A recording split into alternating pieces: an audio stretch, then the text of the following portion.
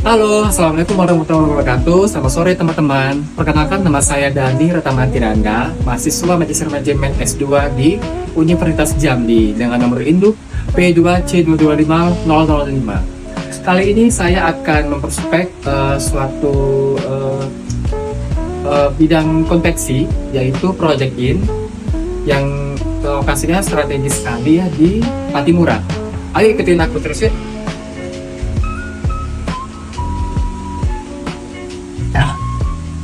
Project In berdiri pada tahun 2018, bergerak di bidang konveksi, percetakan baju kaos untuk para instansi pemerintahan seperti BUMN, non BUMN, badan usaha BUMD ataupun instansi pemerintah lainnya, serta untuk perlengkapan wisuda, untuk selempang graduate dan juga baju jubah toga untuk para wisuda. Di sini percetakannya. Mengapa strategi ini sangat penting? Pertama, SDM adalah sumber keunggulan berkelanjutan. Kedua, menempatkan orang yang tepat pada posisi strategis akan menciptakan efisiensi organisasi, mengurangi ketidaksesuaian kompetisi, dan menekan angka turnover. Bahkan, penelitian Becker and Husserl membuktikan organisasi dengan strategi resourcing yang baik memiliki performa lebih tinggi. Jadi, ini bukan sekedar rekrutmen biasa, tapi strategi bisnis. Menurut Michelle Armstrong, Employee Resourcing Strategy adalah pendekatan strategi untuk memperoleh, mempertahankan, dan mengembangkan SDM sesuai tujuan bisnis. Sementara, Bretton and Gould tahun 2017 menekankan pada pengelolaan aliran tenaga kerja masuk dalam keluar organisasi, dan ada 6 konsep utama, yaitu work planning, perencanaan kebutuhan masa depan, recruitment and selection, mendapat kandidat terbaik, talent management, mengelola potensi karyawan, relation strategi, mempertahankan karyawan berkinerja tinggi, employer branding, membangun citra sebagai tempat kerja yang ideal. Oke, kali ini kita bersama salah satu staff dari Project In. Kenalan dulu dengan Bapak siapa? Perkenalkan, nama saya Muhammad Firmansyah. Saya bagian produksi di Project In. Oke, Bapak Firman dan bagian produksi Project ini, guys. Nah, ini kita mau sekilas menanyakan tentang prospek kerja di Project In dengan beliau, tentang ini rekrutmen untuk penerimaan calon pegawai baru di Project In, gimana proses SOP-nya sampai alurnya gimana? Boleh ceritakan sedikit, Pak? Terkait rekrutmen di proyek percetakan Indonesia atau Project In, kita biasa membuat sembaran flyer, brosur. Kalau sekarang di era digital, kita ngirim bisa di infoloker, di grup WA, atau di Instagram infoloker Jambi. Itu sih, Mas. Ini infoloker Jambi seperti Instagram, sosmed, sama lembaran kertas poster ya? Poster. Tapi kalau untuk sekarang sudah nggak pakai lagi ya, karena sudah digital sekarang. Nanti itu berisikan kualifikasi, misal ada bagian admin, kemudian ada bagian produksi kayak mencetak buat yasin, atau buat selempang, buat buku, cetak stiker, itu bagian produksi. Kemudian ada bagian desain grafis, itu harus sesuai dengan kualifikasi ya, karena untuk desain biasa desain banner kalau mahasiswa mau sidang, sempro, itu kan banyak banner gitu kan. Kita harus bisa desain banner, kemudian desain baju PDH seperti yang di sini, baju PDH kantor atau organisasi, kampus bisa, sablon baju juga bisa. Ini itu sih, Mas. Dari rekrutmen nanti kita penjaringan, kita ambil dari sekian persen berapa yang memenuhi kualifikasi, nanti baru kita wawancara. Oke, kita lanjut. Baik, kita langsung ke poin yang kedua tentang penyusunan karyawan. Di penyusunan karyawan ini bagaimana sih sistem dari job desk-nya gitu tentang PMCM di Project ini? Boleh dijelasin, Pak Firman? Oke.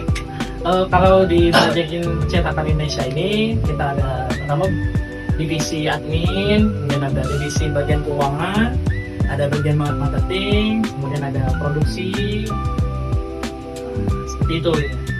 Kalau untuk sesuai divisinya, kalau admin ya menerima pesanan ya, chat masuk harus fast respon. Jadi setelah konsumen WA kebutuhannya apa, nanti kita sesuaikan.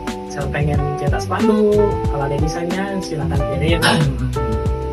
Biasa kalau untuk desain itu sekitar 1-2 hari desain spanduk. Berarti desainnya bebas antara dari pihak pendidikan ataupun dari konsumen ya? Iya benar, desainnya bebas. Kalau sudah ada referensi bisa dikirimkan. Cuman untuk sama dengan referensinya tuh nggak mungkin 100% ya, paling ya mendekatin. Kalau ada yang mau bikin plakat bisa juga ya. Kalau kita di sini ada pembuatan kaos, sablon, baju kemeja, pilihan untuk kantor, untuk organisasi, itu. Dan juga kalau mau cetak spanduk juga bisa sama kita. Bikin plakat, lanyard, atau selempang, atau wisuda, sinto, toga juga bisa kita. Itu bagian yang percetakan yang kalian cetakan itu sudah ada bagian-bagian juga kan? Sudah ada bagian-bagiannya, SOP kerjanya berapa hari. Misal kalau buat plakat bisa 1-3 hari. Di bagian poinnya turnover kalau ada di sini itu gimana prosesnya, alurnya ketika karyawan sudah selesai kerja di sini terus ada yang pengganti lagi terus apa? Kalau untuk turnover karyawan itu memang kita di zaman sekarang perusahaan mengalami semua, apalagi sekarang kan banyak tenaga kerja juga, mana lapangan pekerjaan juga bisa dikatakan nggak banyak ya. Kita masih menunggu 19 lapangan pekerjaan itu yang dari pemerintahan nggak ada. Yang masyarakat mahasiswa yang baru lulus kuliah itu nggak ada pekerjaan. Mereka kan karena baru lulus itu kan pengen kan gajinya yang besar, kemudian kerjaan yang enak. Mungkin 1 bulan kerja merasa nggak cocok. Itu kita ngalamin sendiri lah di perusahaan seperti ini. Kan ketika di awal kita jelaskan dulu sistem kerjanya seperti ini, usulnya seperti ini gitu. Kita dapat menggaji karyawannya dengan nominal segini gitu. Sebelum kontrak apakah kamu setuju atau enggak gitu. Kalau enggak mungkin kita kembali rekrutmen karyawan lagi seperti itu sesuai dengan kualifikasi yang dibutuhkan. Bukan di sini ya, dari segi skillnya berarti ya. Skill itu memang harus ya, karena kita kan banyak desain ya. Misal desain kayak poster ini kita nyetaknya juga bisa gitu. Misal desain spanduk, banner, bikin plakat, bikin toga kan, cetak toga, yang semacamnya gitu. Oke, sebelumnya terima kasih banyak dan diizinkan saya untuk meneliti tentang proyek ini. Yang dalam kesempatan juga saya melihat kinerja karyawan-karyawannya dari segi untuk mencetak, untuk sablon segala macam produk dipublikasi ataupun ngeprint gitu. Terima kasih banyak buat Pak Firman dan karyawan-karyawannya, semoga sukses selalu di proyek ini dan perkembangan tugasnya semakin luas ke Jambira yang pertanyaan ini. Baik. Saya juga mengucapkan terima kasih kepada Mas Dani telah mau berkunjung di Project In gitu. Inilah perusahaan kami. Semoga sukses terus kuliah S2-nya. Top cek juga proyek ini, semoga pemesanan terutama di bidang graduation.